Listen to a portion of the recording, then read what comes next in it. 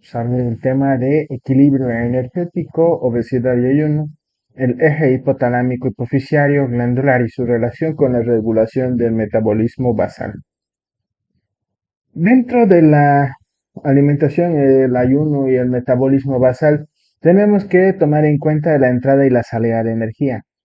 Por lo tanto, la ingestión de los hidratos de carbono, grasas y proteínas va a aportar energía para las diversas funciones del organismo o para su almacenamiento y su uso posterior. La estabilidad prolongada del peso y de la composición orgánica va a exigir un equilibrio entre el aporte y el gasto energético. La sobrealimentación va a generar en grasa, el aporte no vasto o insuficiente va a generar un estado de inanición y la pérdida de peso corporal. Dentro del equilibrio dietético está la energía de los alimentos. La energía que libera cada gramo de hidrato de carbono tras su oxidación a dióxido de carbono y agua es de 4.1 calorías. Es así que en este campo una caloría va a significar en realidad una kilocaloría y cada gramo de grasa va a significar 9,3 calorías. Dentro de la ingesta de un norteamericano promedio están las proteínas, las grasas y los carbohidratos. Dentro de las grasas un 40%, las proteínas un 15% y los carbohidratos un 45%. Entonces es así que vamos a ver los distintos alimentos, su porcentaje en proteínas, grasas e hidratos de carbono y además del valor energético en calorías por cada 100 gramos.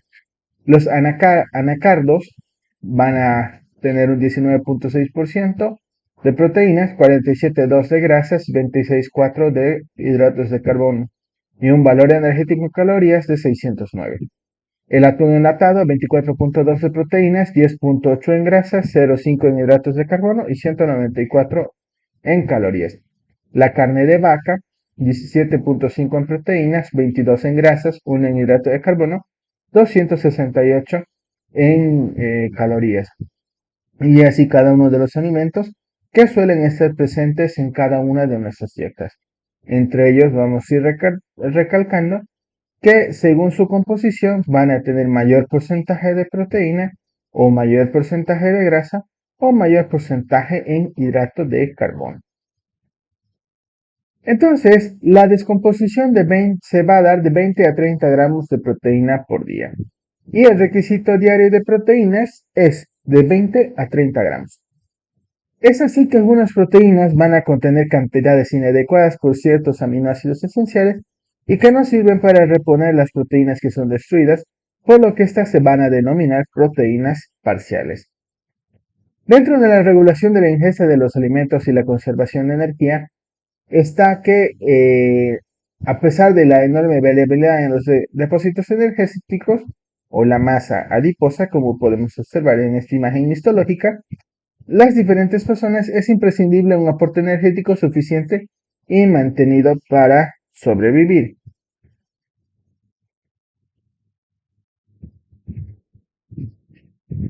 Dentro de ello tenemos los centros nerviosos que van a regular la ingestión de los alimentos. Entonces está la sensación de hambre que se va a asociar con un deseo imperioso de alimentos y otros efectos fisiológicos como contracciones rítmicas del estómago y agitación que van a impulsar la búsqueda del alimento.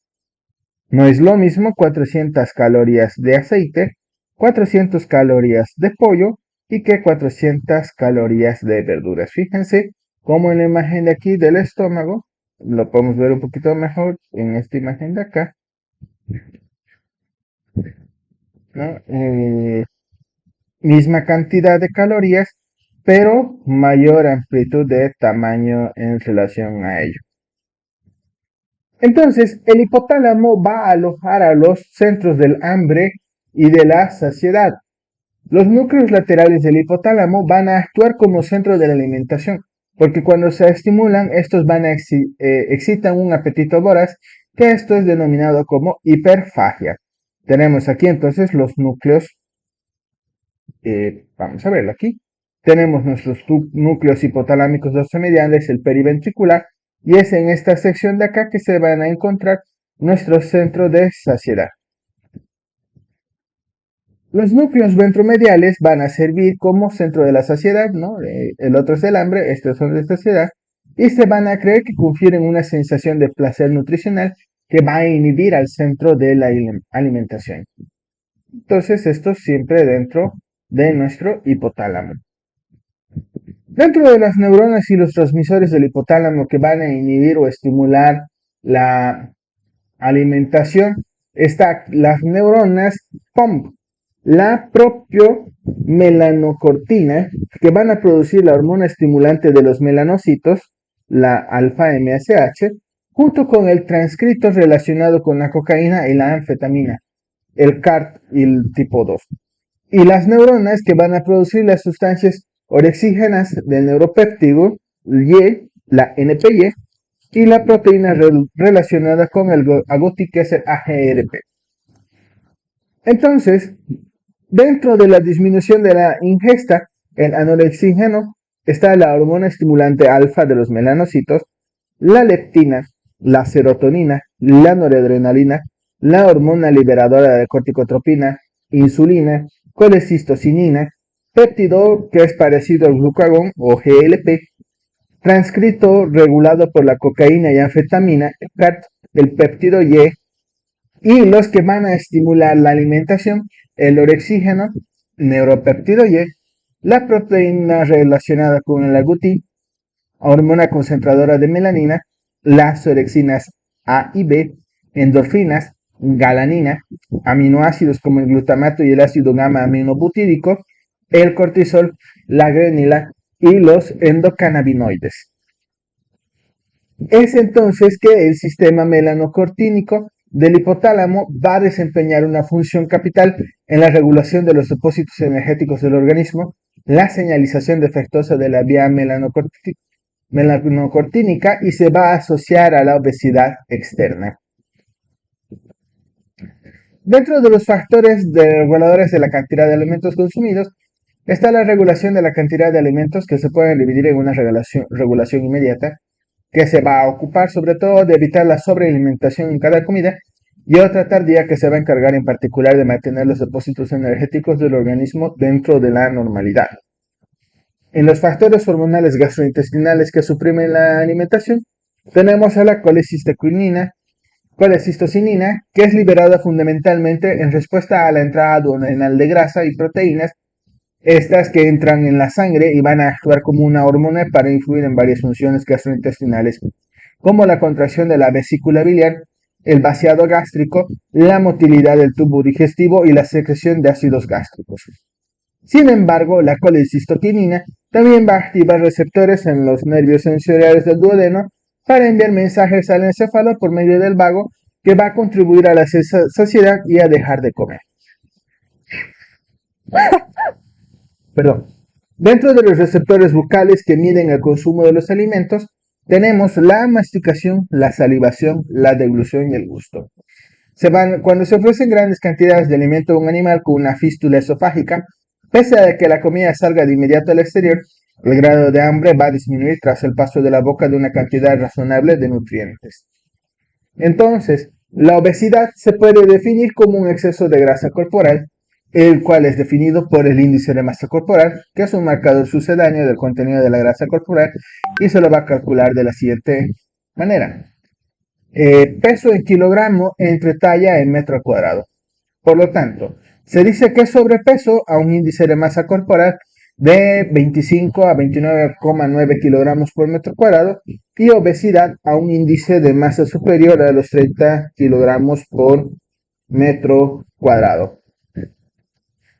Como hay también el exceso, tenemos lo insuficiente. Peso insuficiente menor a 18,5, normopeso de 18,5 a 24,9, sobrepeso grado 1 de 25 a 26,9, sobrepeso grado 2, que es denominado como preobesidad, de 27 a 29,9, obesidad tipo 1 de 30 a 39,4, obesidad tipo 2 de 35 a 39,9, obesidad 3 o mórbida de 40 a 49,9, y la obesidad tipo 4 o extrema, que es mayor a 50. La obesidad es consecuencia de un mayor aporte de energía en relación con su consumo. Si en el organismo entran grandes cantidades de energía, esto siempre viéndolo como forma de alimento, superiores a las que se consumen, va a aumentar el peso corporal y la mayor parte de la energía sobrante se va a depositar como grasa. La disminución del ejercicio físico y la regulación anómala de la alimentación como causas de obesidad. Es sabido que los hábitos de vida y los factores ambientales tienen una importancia decisiva para muchas personas obesas. Entonces, la vida sedentaria es una causa importante de la obesidad porque el incremento del ejercicio físico de las personas obesas va a ocasionar un mayor consumo energético del aporte alimentario y por lo tanto va a generar un adelgazamiento significativo. En la sobrealimentación infantil como posible causa de obesidad infantil, está que la velocidad con que se forman las nuevas células adiposas es muy rápida en los primeros años de vida. Cuanta más grasa se deposita, más células adiposas aparecen. Por lo que el número de las células adiposas de los niños obesos suele triplicarse en el de los niños sanos. Asimismo, también hay factores genéticos. La obesidad se acumula en las familias, pero ha resultado difícil conocer la función exacta de la genética, puesto que los miembros de la familia comparten en general los mismos hábitos alimentarios y pautas de actividad física. ¿Qué es inanición, anorexia y caquexia? La inanición es el estado antagónico de la obesidad y se caracteriza por un adelgazamiento extremo. Puede obedecer a la disponibilidad insuficiente de alimentos o estados fisiopatológicos que van a reducir las ganas de comer, como trastornos psicogénicos, anomalías hipotalámicas y factores liberados desde los tejidos periféricos. La anorexia se va a definir como una disminución de la ingestión de los alimentos debido a un deceso del apetito y se opone a la definición de literal de no comer. La anorexia nerviosa entonces es un estado psíquico anómalo en el que la persona pierde todo el apetito e incluso va a experimentar náuseas con los alimentos.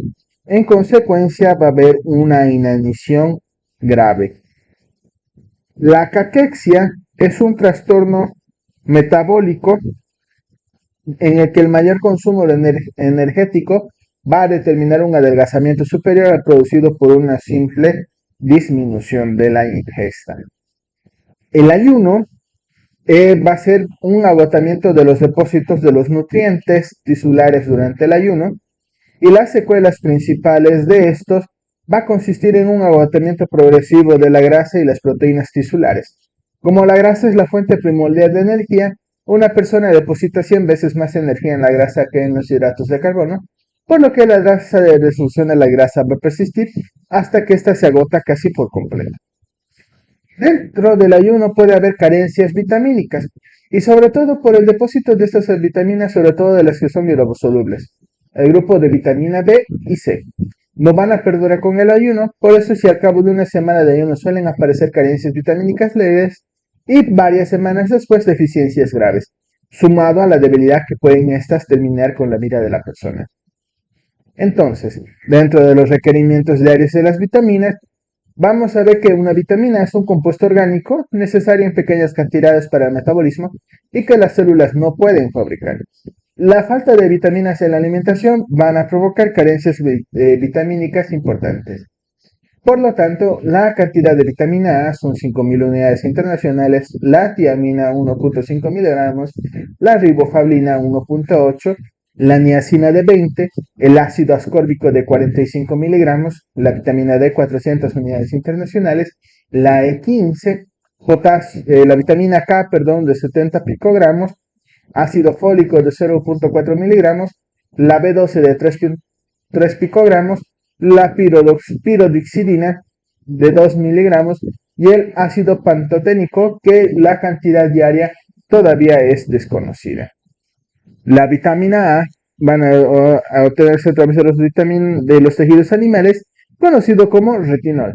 La tiamina o vitamina B1 es que va a operar dentro de los sistemas metabólicos, principalmente como los pirofosfatos de tiamina.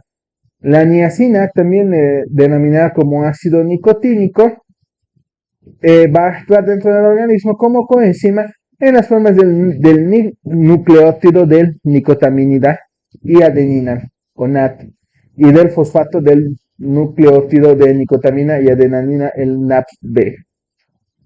La riboflavina, la vitamina B2, se va a unir con el ácido fosfórico para formar dos coenzimas tisulares, el mononucleótido de flavina, el FMN, y el dinucleótido de flavina y adenina, el FAT. Estos van a actuar como transportadores de hidrógeno dentro de sistemas oxidativos, que estos van a ser importantes dentro de la función mitocondrial. El ácido fólico o el ácido steroilglutámico van a actuar con el ácido fólico como un transportador de los grupos hidroximetilo y formilo. El uso más importante dentro del organismo va a ser en la síntesis de purinas y la timina, que estas son necesarias para la formación del ADN. Dentro del control hormonal está que vamos a tener una secreción hormonal por parte de las diferentes glándulas del sistema endocrino, sujetas a un mecanismo denominado de retroalimentación o feedback. Esto dentro de nuestro eje hipotalámico-hipofísico. La hipófisis, además de secretar hormonas específicas, secreta las hormonas estimuladoras, que van a actuar sobre otras glándulas del sistema, estimulando la producción hormonal.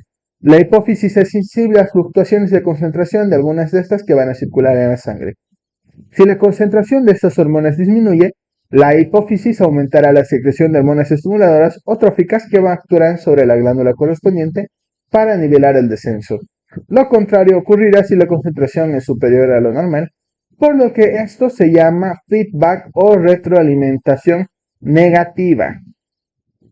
El hipotálamo va a secretar neurohormonas o factores liberadores que actúan estimulando a la hipófisis en la secreción de las hormonas tróficas.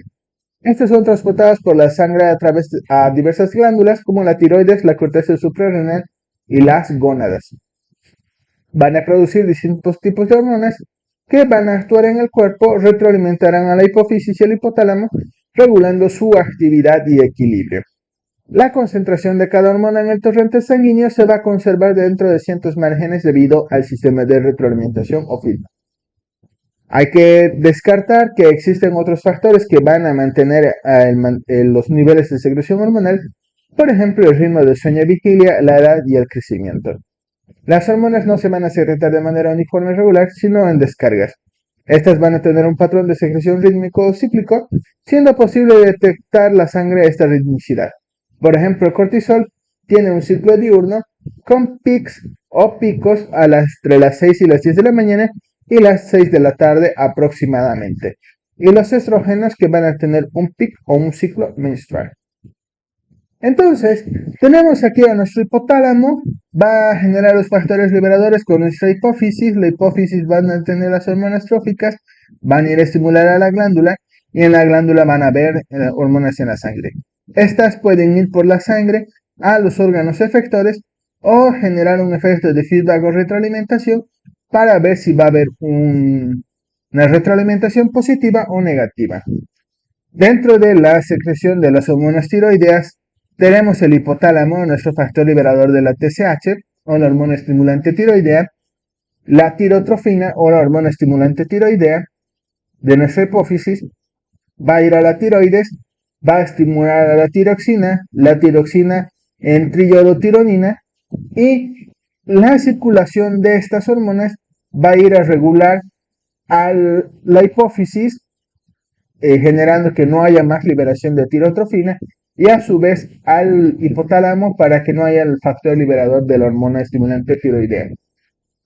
Lo mismo con el factor liberador de la hormona adrenocorticotrópica, que su acción principal va a ser en la glándula suprarrenal, haciendo que exista la secreción de cortisol o de andrógenos.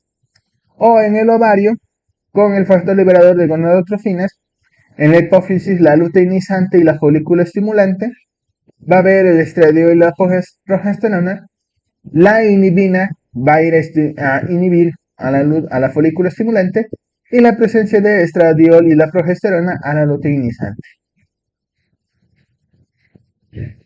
En el testículo lo mismo, ¿no? La folículo estimulante, la luteinizante que van a salir a partir del factor liberador de gonadotrofinas, pero la testosterona va a ir a inhibir a la hipófisis y al hipotálamo, y la inhibina solo a la hipófisis en la hormona folículo estimulante. Tenemos que ver también que puede haber estrés, traumas torácicos o distintos factores externos, por ejemplo en la prolactina, para que haya selección de prolactina, y al haber la secreción de prolactina, en este caso va a haber la producción de leche. ¿Cuáles son las comparaciones entonces que existen entre el sistema endocrino y el sistema nervioso? El sistema nervioso va a alcanzar a los rincones del organismo todos mediante las fibras nerviosas y neurotransmisores. El sistema endocrino va a estar repartido por diferentes regiones del cuerpo a través de las glándulas endocrinas. Ambos pueden considerarse como sistemas de comunicación entre los órganos, tejidos y células del organismo. Además que la acción del sistema nervioso es rápida y a corto plazo, pero del sistema endocrino es lenta y a largo plazo, pero sus efectos se van viendo a lo largo de la vida del individuo. Estos sistemas están muy relacionados, dado que el sistema endocrino se regula desde el hipotálamo, podríamos considerarlo parte de ambos sistemas. Además de que la hipófisis tiene una parte nerviosa y tiene una parte endocrina, ¿no?